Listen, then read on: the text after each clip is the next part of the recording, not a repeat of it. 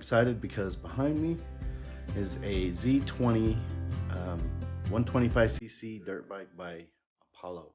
And today's video is all about putting that together. And also, in addition to the bike, I went ahead and ordered a new carburetor replacement because I guess the ones that come with it aren't very good. So I'm going to be installing this as well.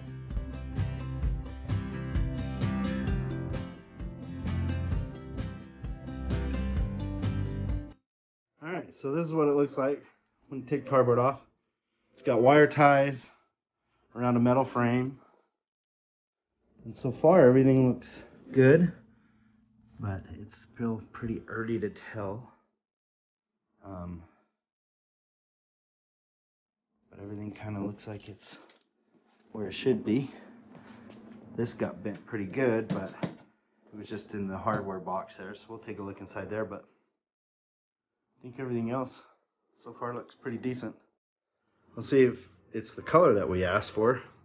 We asked for green, but I think that all has to do with the decals. We'll find out.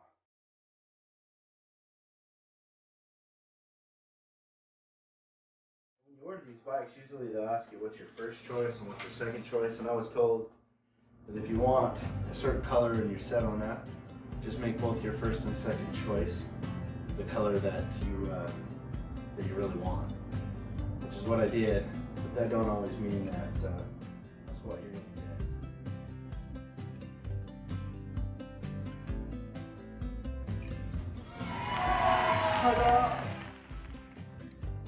Pulled a couple of the plastics off, and I think our color is black, which is kind of funny because it's a lot of white, but they call it black. It is not green, that's for sure. I really don't care, but I think I'll have just as much fun with a black one as a green one. I really don't, honestly care. It says, warning, recycle. And here it says, warning, plastic film is suffocation hazard. So these are all the extra pieces that it comes with. All the stuff we're going to have to assemble. Has the front tire, front fender, side plastics. You got your front forks and shocks. You also have the rear shock right there. Handlebar pad, the risers. One of the foot pegs, I believe, on the right side. So the other hardware that goes with something. You got your axle bolt, or whatever they call front wheel axle, and then it comes with the cover for the pad, gas cap, some bag of tools, I guess, that I won't even look at, gear shifter, and a instruction manual. Haven't even opened it up yet, so let's take a look inside. So here it is with the crate off, and just kind of a walk around there. It's still attached to the crate on the bottom, but I'm going to leave it like that for a minute until I kind of take everything else that I need to out. There's the handlebars right there, so I'm going to find a way to fish those out and set it up, but not bad. Check out that exhaust. For a Chonda, that's pretty impressive.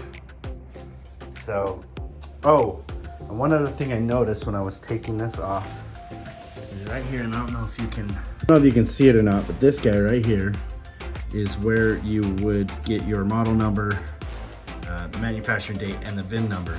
So wherever you buy this from, usually you can request what they call an MCO if you want to title it and have it registered. And in my state, they do require that you do that unless you're on private property. So what I need to do is get on the website that I bought this from and fill out a form for that, and you give them the VIN number and the date that you ordered it and the info that they need, and they'll mail you out what they call an MCO, which is a manufacturer certificate of origination. You'll take that into the DMV, and they can create a title for your bike.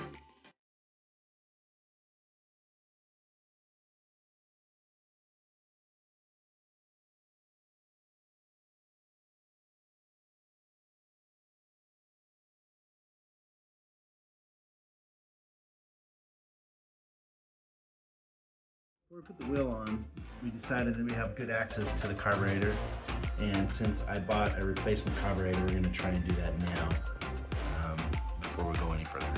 Put the new carburetor on, and while we were down here, we noticed that the exhaust was barely touching the frame right over here. So we're trying to get that bent a little bit to keep it from 3/8. Cool. Yeah, keep help from vibrating and whatnot. So we got the wheel on. Oh, we still need to readjust the handlebars too, huh? Yeah. And still got to put a foot peg on, but we're just about there. Just a couple more things, and then we'll see if we can get it to fire up. Took us a second. It felt like it didn't have any compression on the kickstart, but then all of a sudden it fired up. So.